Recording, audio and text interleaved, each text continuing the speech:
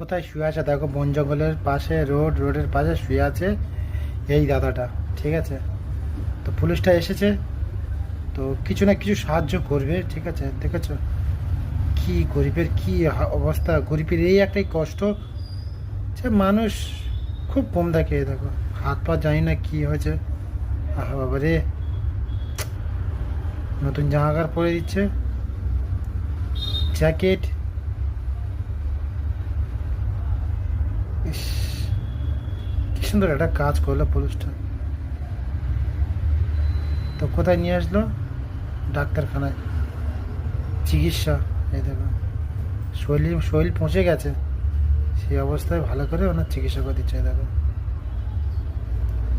কি অবস্থা দেখেছো বন্ধুরা, কত সুন্দর একটা কাজ করলো, খুব সুন্দর কাজ করেছে।